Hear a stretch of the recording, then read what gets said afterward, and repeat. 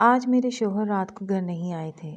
میں سوئی ہوئی تھی جب مجھے محسوس ہوا کہ میرے کمرے میں کوئی ہے۔ میں اٹھی اور لائٹ جلائی تو میرے کمرے کی کھڑکی کھلی دیکھ کر فوراً اٹھ کر میں وہاں تک گئی تو دیکھا وہاں کوئی نہیں تھا۔ میں نے واپس کھڑکی بند کی اور سونے کے لیے بیڈ پر جانے ہی لگی تھی جب کمرے کا دروازہ کھلا ہوا ملا۔ کمرے سے باہر جا کر دیکھا تو گھر کی لاؤنج کی لائٹ جل رہی تھی۔ میں یہ دیکھ کر ڈر گئی کیونکہ میں تو تمام لائٹس بند کر کے پھر کمرے میں گئی تھی۔ پھر سوچا کہ شاید آج میں نے لائٹس بند نہ کی ہوں۔ میں ان کو بند کر کے واپس کمرے میں آ کے سو گئی۔ صبح آنکھ کھلی تو دیکھا میرے شوہر بھی سو رہے تھے۔ نہ جانے وہ کس وقت آئے تھے مجھے معلوم ہی نہیں ہوا کیونکہ میرے شوہر بہت بڑے بزنس مین تھے۔ وہ اکثر رات کو دیر سے گھر واپس آتے تھے، کبھی کبھی تو گھر ہی نہیں آتے تھے۔ میں ان سے پوچھتی تو وہ کام کی مصروفیات کا بہانہ بنا کر ٹال دیتے۔ پھر میں نے پوچھنا ہی چھوڑ دیا تھا۔ سوچا کہ بزنس مین ہیں، مصروفیات ہوں گی، پر کچھ دن سے رونما ہونے والے واقعات نے میری زندگی بدل کے رکھ دی تھی۔ اس دن میری کام والی نہیں آئی تو میں نے خود مشین لگا کر کپڑے دھوئے تھے اور ان کو بالکنی میں جا کر سکھا رہی تھی جب اوپر والے فلور سے ایک دوپٹہ آ کر سیدھا میری بالکنی میں گرا۔ میں نے اس دوپٹے کو اٹھایا، وہ لال رنگ کا دوپٹہ تھا۔ میں سمجھ گئی یہ اوپر والوں کے گھر کی طرف سے گرا ہے، اسی لیے دوپٹہ لے کر ان کے گھر چلی گئی۔ دروازے پر بیل دی تو ایک مرد نے دروازہ کھولا اور وہ مجھے گھورنے لگا جیسے میرا آنا اس کو پسند نہ آیا ہو۔ اس نے جب مجھ سے آنے کا مقصد پوچھا تو میں نے کہا یہ دوپٹہ آپ کے گھر سے میری بالکنی میں گرا ہے، یہ دینے آئی ہوں۔ تو اس نے روکھا سا جواب دیا، یہ ہمارا دوپٹہ نہیں ہے، غلط فہمی ہوئی ہے آپ کو۔ وہ دیکھنے میں کچھ عجیب لگ رہے تھے اور جواب دے کر وہ دروازہ بند کر رہے تھے جب میں نے بدحواسی میں ان کو بلایا کہ میری بات تو سنیں، یہ آپ ہی کے گھر سے گرا ہے۔ میرے کہنے پر وہ شخص مجھے گھورنے لگا۔ اسی وقت دروازے پر ایک عورت آئی۔ اس نے بڑی خوش دلی سے پوچھا کہ آپ کون ہیں؟ تو میں نے انہیں بتایا کہ میں آپ کے نیچے والے فلیٹ میں رہتی ہوں، یہ آپ کا دوپٹہ گر گیا تھا۔ پر حیرت کی بات کہ اس نے بھی انکار کر دیا کہ یہ اس کا دوپٹہ نہیں ہے۔ میں اپنے گھر واپس آ گئی اور اس دوپٹے کو اپنی الماری میں رکھ دیا۔ اگلے دن جب میرے شوہر کام پر گئے تو میرے گھر میں کام والی آئی تھی۔ وہ ایک دن چھٹی کرنے کے بعد آئی تھی۔ وہ بہت اچھی تھی، اسی لیے میں نے اس سے کہا کہ مجھے مارکیٹ میں کچھ کام ہے، میں جا رہی ہوں، تم گھر کا دھیان رکھنا۔ تو اس نے مجھے مطمئن کیا اور یوں میں باہر آ گئی۔ اتفاق سے اسی وقت لائٹ چلی گئی تو مجھے لفٹ کی بجائے سیڑھیوں سے اترنا پڑا۔ جب میں سیڑھیوں سے نیچے اتر رہی تھی تو پارکنگ کی طرف بڑھی جہاں میری گاڑی کھڑی تھی۔ گاڑی کو دیکھتے ہی مجھے یاد آیا کہ میں تو چابی لانا ہی بھول گئی ہوں۔ سوچا واپس کیسے جاؤں، لائٹ بھی نہیں ہے تو سیڑھیوں سے جانا پڑے گا۔ اس کا حل یہ سوچا کہ نوکرانی کو فون کر دیتی ہوں۔ اس کو فون کیا اور کہا کہ گاڑی کی چابی میرے کمرے سے اٹھا کر بالکنی سے نیچے پھینک دے۔ نوکرانی نے گاڑی کی چابی جیسے ہی نیچے پھینکی، میں اس وقت اوپر ہی دیکھ رہی تھی جب میرے گھر کے اوپر والے فلیٹ کی بالکنی سے کچھ اڑ کر باہر آیا اور وہ سیدھا میرے قدموں میں گر گیا۔ پر یہ کیا، یہ تو وہی دوپٹہ تھا جو کل بھی گرا تھا، پر وہ تو میں نے الماری میں رکھا تھا، پھر یہ کیسے گر گیا تھا؟ میں سب کچھ چھوڑ چھاڑ کر وہ دوپٹہ اٹھائے واپس اپنے گھر کی طرف چلی آئی۔ مجھے یوں آتا دیکھ کر کام والی حیران ہو گئی۔ میں نے اسے کچھ نہ کہا اور اپنے کمرے میں آ گئی۔ جب وہاں دوپٹہ ڈھونڈنا چاہا تو میرے ہوش اڑ گئے کیونکہ دوپٹہ وہاں سے غائب تھا۔ میں نے اب تو آنکھوں سے دیکھا تھا کہ یہ دوپٹہ اوپر والوں کے گھر سے ہی گرا تھا، اسی لیے ان کو دینے چلی گئی۔ سوچا آج دے ہی آؤں گی، پر حیرت کی انتہا تب ہوئی جب آج بھی انہوں نے صاف انکار کر دیا کہ یہ دوپٹہ ان کا نہیں ہے۔ پر میں نے اپنی آنکھوں سے ان کے گھر سے یہ دوپٹہ گرتے دیکھا تھا، اسی لیے میں ضد کرنے لگی کہ یہ آپ لوگوں کا ہی ہے۔ اتنے میں میرے شوہر بھی وہاں آ گئے اور مجھے نے دیکھ کر حیرت ہوئی تھی کیونکہ وہ تو اکثر رات کو دیر سے آتے تھے، تو آج دن میں کیسے آ گئے؟ مجھے ان کے ساتھ بحث کرتے دیکھ کر میرے شوہر نے معاملہ پوچھا تو میرے بتانے سے پہلے ہی ان لوگوں نے انہیں بتا دیا۔ میں نے انہیں یقین دلانا چاہا کہ میں نے ان کے گھر سے ہی اس کو گرتے ہوئے دیکھا ہے، اور پھر کل کا واقعہ بھی ان کو بتا دیا، اور پھر یہ بھی بتایا کہ کیسے میں نے اس دوپٹے کو پہلے اپنی الماری میں رکھا تھا اور یہ دوپٹہ وہاں نہیں تھا بلکہ آج پھر ان کے گھر سے گرا ہے۔ تو وہ لوگ مجھ پر غصہ کرنے لگے کہ میں جھوٹ بول رہی ہوں۔ میرے شوہر مجھے سمجھا کر گھر واپس لے آئے اور ان سے معافی بھی مانگی کہ میری بیوی کو غلط فہمی ہو گئی ہے، لیکن مجھے تو غلط فہمی نہیں ہوئی تھی، میں سچ کہہ رہی تھی۔ پھر وہ کیوں میری بات کا یقین نہیں کر رہے تھے؟ گھر آ کر بھی میرے شوہر نے مجھے ڈانٹا کہ مجھے کیا ضرورت تھی ان سے بحث کرنے کی۔ میں چپ ہو گئی اور اس دوپٹے کو واپس اپنی الماری میں رکھ دیا۔ ہم پہلے ایک بنگلے میں رہتے تھے جو میرے شوہر کا تھا اور میں شادی کر کے وہاں گئی تھی۔ میرا نام مریم ہے جبکہ میرے شوہر کا نام جاوید تھا۔ ہماری شادی گھر والوں کی طرف سے ہوئی تھی۔ جاوید کے آگے پیچھے کوئی نہیں تھا، بس ان کی ایک ہی بہن تھی جس کی بدولت یہ رشتہ ہوا تھا۔ ہم بھی پہلے اسی شہر میں رہتے تھے، پر اچانک میرے شوہر نے شادی کے 2 مہینے بعد وہ گھر بیچ دیا اور مجھے دوسرے شہر لے آئے، یہ کہہ کر کہ اب ہم یہاں رہیں گے۔ میں نے اپنا سارا بزنس اسی شہر میں سیٹ کر دیا ہے۔ یہاں بھی انہوں نے ایک بنگلہ ہی خریدا تھا۔ مجھے تو کوئی اعتراض نہیں تھا، پر وہ ذرا سنسان علاقے میں تھا جہاں کم آبادی تھی، اوپر سے میں ہوتی بھی تو اکیلی تھی۔ میرے شوہر کو تو صبح آفس چلے جاتے اور رات کو دیر سے آتے۔ اس وجہ سے ایک دن میں گھر میں ڈر گئی اور اتنا ڈری کہ باقاعدہ میں نے اپنی آنکھوں سے اپنے کمرے میں موجود ایک شخص کو دیکھا تھا جو بالکل سیاہ تھا۔ میں خوف زدہ ہو گئی تھی۔ اس کو دیکھ کر اگلے دن شوہر کو بتایا تو اس نے گھر تبدیل کر دیا۔ میں نے کہا کہ آپ کوئی فلیٹ نما گھر لے لیں جہاں آبادی ہو۔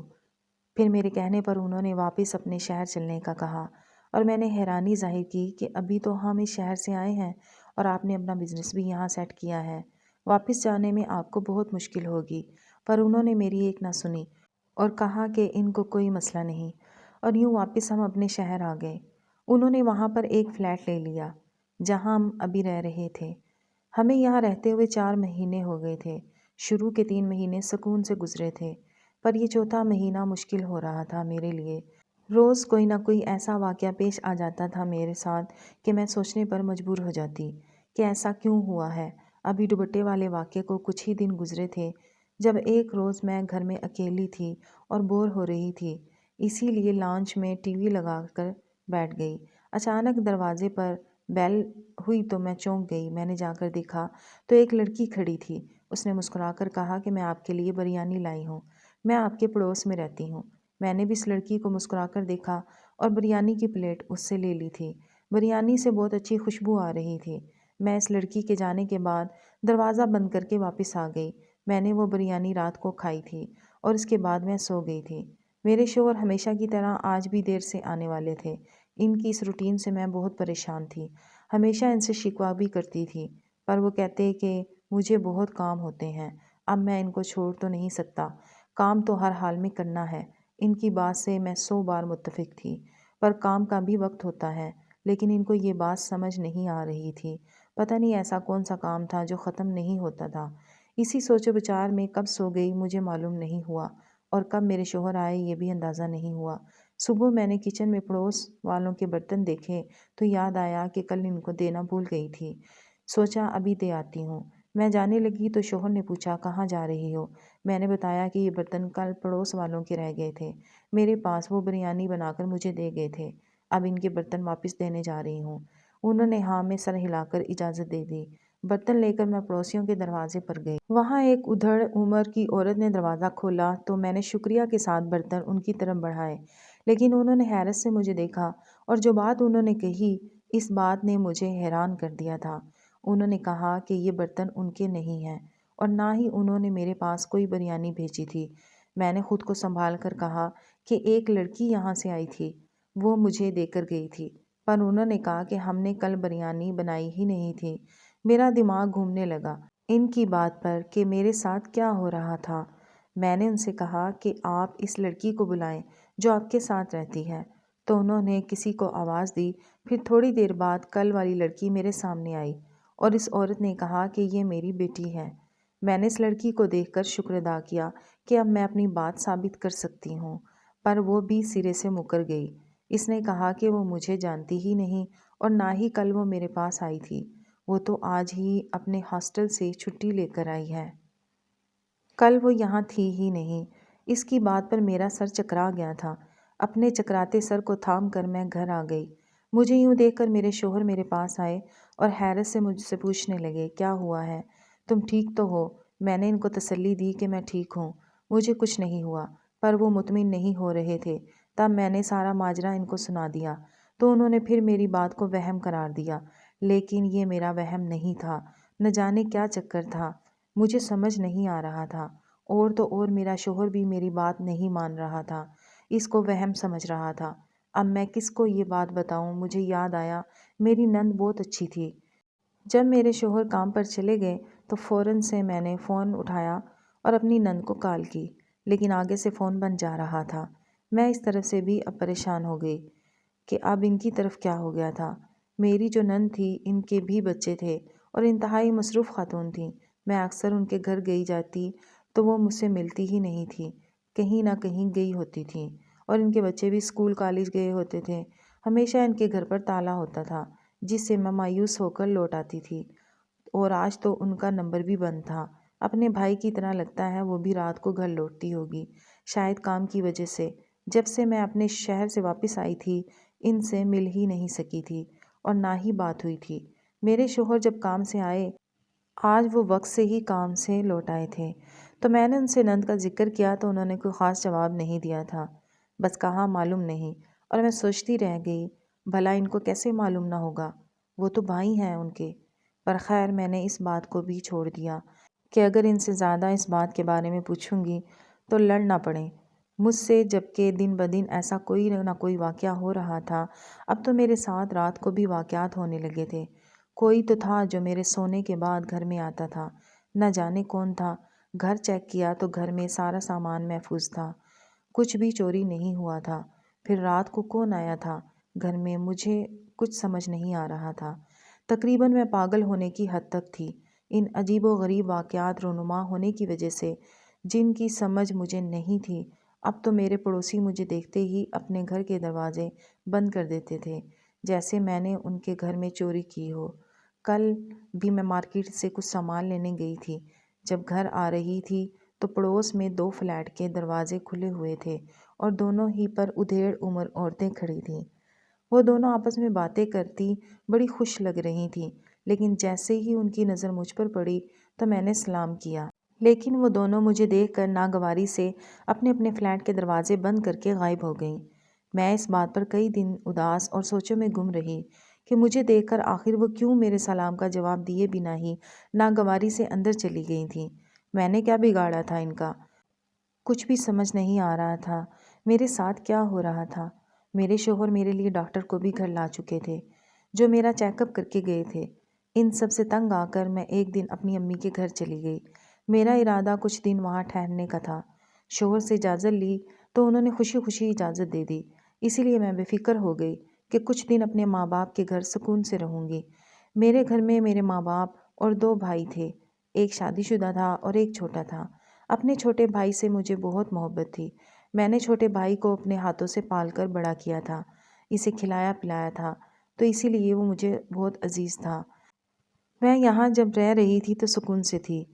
ایک روز میں اپنی ایک پڑوسن آنٹی کے ساتھ بات کر رہی تھی، جب نجمہ جو ہمارے بازو والے گھر میں ساتھ رہتی تھی، وہ میرے لیے آلو والا پراٹھا بنا کر لے آئی اور مجھے کہنے لگی، یہ لے میں تیرے لیے بنا کر لائی ہوں، تو آلو والا پراٹھا بڑے شوق سے کھاتی ہے نا۔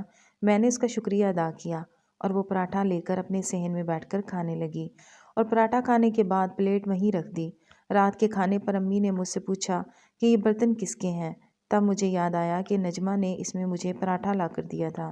یوں میں نے اماں کو نجمہ کا بتایا تو اماں نے کہا وہ خود جا کر برتن دے آئیں گی، اور پھر اماں برتن لیے وہاں چلی گئیں۔ جب اماں گھر واپس آئیں تو وہ غصے میں تھیں۔ میرے پوچھنے پر جو انہوں نے بات کہی اس نے میرے اوپر آسمان گرا دیا تھا۔ اماں نے کہا نجمہ کہتی ہے میں نے تو آلو والے پراٹھے نہیں بنائے تھے اور نہ ہی میں تمہاری بیٹی کو دینے گئی تھی، اور یہ برتن اس کے نہیں ہیں۔ اماں کی اس بات سے مجھے حیرت ہوئی تھی۔ میں فوراً پڑوس والی آنٹی کے پاس گئی، وہ تو تب موجود تھی جب نجمہ میرے لیے آلو والے پراٹھے لے آئی تھی، پر یہاں پر بھی میرے ہوش اڑ گئے تھے جب اس آنٹی نے انکار کر دیا کہ اس وقت نجمہ تو آئی ہی نہیں تھی، تم بھوکا کہہ کر اندر چلی گئی تھی۔ ان کی بات پر میں نے اپنے ذہن پر زور دیا، مجھے کہیں سے بھی یہ یاد نہیں پڑتا تھا کہ میں نے یہ الفاظ کہے ہوں۔ میری اس حرکتوں کی وجہ سے سب مجھے پاگل کہہ رہے تھے۔ میں نے ان کو اپنے گھر میں ہونے والے واقعات بھی بتا دیے تھے تاکہ وہ یقین کریں، پر اماں نے الٹا مجھے سمجھانا شروع کر دیا کہ میں کسی اچھے ڈاکٹر سے علاج کراؤں، یہ پاگلوں جیسی حرکتیں کرنا بند کر دوں، کل کو شوہر بھی گھر سے نکال دے گا۔ یہ کہہ کر میں ان کی بات پر انہیں دیکھتی رہ گئی کہ وہ مجھ پر یقین کرنے کے بجائے مجھے غلط کہہ رہی تھیں۔ ایسا کیوں ہو رہا تھا؟ کوئی مجھ پر یقین کیوں نہیں کر رہا تھا؟ میرے ساتھ ایسے عجیب واقعات ہو رہے ہیں اور کوئی بھی یقین کرنے کو تیار نہ تھا۔ یہاں رات کو میں سکون سے سوئی تھی، ورنہ اپنے گھر رات کو بھی تڑکا لگا رہتا تھا کسی کے آنے کا۔ یہاں بے فکری سے سوتی تھی۔ میں جیسے ہی نیند سے اٹھی تو امی کمرے میں آئیں اور مجھ سے میری طبیعت پوچھنے لگی، میں ٹھیک ہوں یا نہیں۔ جب میں نے ان کی اس بات پر غصہ کیا تو انہوں نے اسی وقت ڈاکٹر کو بلا لیا۔ میں چپ چاپ بیٹھی رہی۔ ڈاکٹر میرا چیک اپ کر کے مجھے کچھ میڈیسن لکھ کر پرچی میری ماں کو دے کر چلا گیا۔ مجھے اندازہ نہیں تھا کہ یہاں آنے کے بعد اچانک کسی وجہ سے میں اگلے دن ہی گھر واپس آ جاؤں گی۔ مجھے تو اپنی ماں ہی پاگل لگ رہی تھی، اس لیے میں اسی روز اپنے گھر واپس آ گئی تھی۔ میں جیسے ہی اپنے گھر میں پہنچی، وہاں کا منظر دیکھ کر میرے ہوش اڑ گئے تھے۔ ایسے لگا جیسے کسی نے میری روح میرے جسم سے جدا کر دی تھی۔ میرا بدن کانپنے لگا تھا۔ سامنے صوفے پر مسکراتا ہوا میرا شوہر بیٹھا تھا، جس نے شاید مجھے ابھی دیکھا نہیں تھا، اور میں اپنے گھر کا ماحول دیکھ کر خوف سے وحشت زدہ ہو گئی تھی۔ پورا کمرہ ہتھیاروں سے بھرا پڑا تھا اور میرے شوہر کے ہاتھ میں ایک بڑا سا ہتھیار موجود تھا، اور وہ اپنے ساتھ بیٹھے آدمی سے باتیں کر رہا تھا۔ چہرے پر مسکراہٹ تھی۔ جب میں نے انہیں آواز دی تو وہ مجھے وہاں دیکھ کر حیران ہو گئے اور مجھ سے اتنی جلدی گھر واپس آ جانے کی وجہ پوچھ رہے تھے۔ میں نے افسوس بھری نظر ان پر ڈالی اور اپنی بات پوچھی کہ میں یہاں سب کیا ہو رہا ہے، پر انہوں نے کہا کہ تم دوسرے کمرے میں چلی جاؤ۔ لیکن میں اس وقت سخت غصے میں تھی، وہیں کھڑی رہی اور ان سے بار بار سوال کرتی رہی۔ جب آخر کار انہوں نے چیخ کر جواب دیا کہ یہاں ان کی ایک اہم ڈیل ہو رہی ہے۔ انہوں نے کہا کہ وہ ہتھیاروں کی ڈیل ان سے کر رہے تھے۔ میرے شوہر یہی غیر قانونی کام کرتے تھے، یہ ان کا بزنس تھا۔ یہ بات مجھے اب معلوم ہو چکی تھی۔ میں سمجھ گئی انہوں نے مجھے دھوکہ دیا ہے۔ میں نے کہا پھر جو میرے ساتھ آج کل عجیب و غریب واقعات ہو رہے ہیں، ان میں بھی آپ ہی کا ہاتھ ہوگا۔ تب وہ مسکرائے اور ہاں میں سر ہلا دیا۔ تب میرے اوپر چھت آ گری تھی۔ آخر میرے ساتھ ایسا کرنے کا کیا مقصد تھا؟ تب وہ کہنے لگے تمہارے ساتھ دوپٹے والا واقعہ میں نے ہی کروایا تھا۔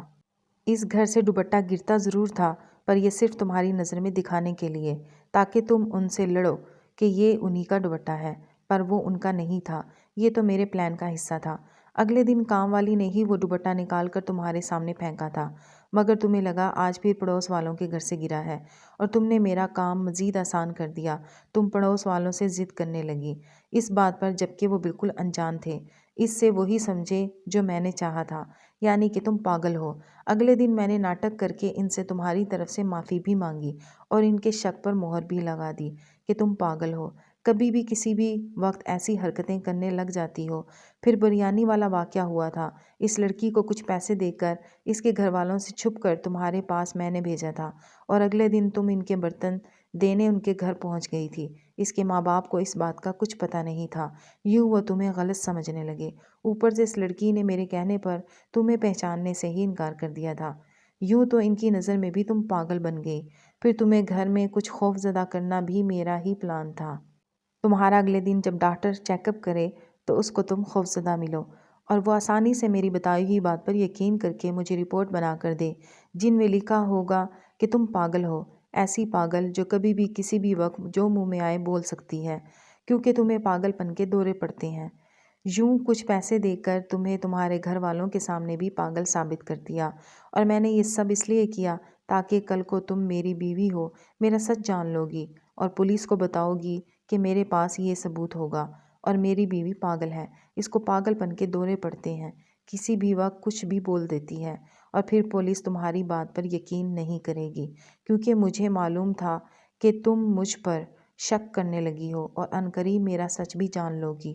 اب یہاں پر سب لوگ تمہیں پاگل سمجھتے ہیں، اور تو اور ان کی کوئی بہن بھی نہیں تھی۔ پیسے دے کر ایک عورت کو وہ اپنی بہن بنا کر ہمارے گھر لے آئے تھے، کیونکہ مجھے انہوں نے ایک بازار میں دیکھا تھا اور میں انہیں بہت پسند آئی تھی، اور مجھ سے شادی کرنے کے لیے انہوں نے یہ ایک ڈرامہ کیا تھا۔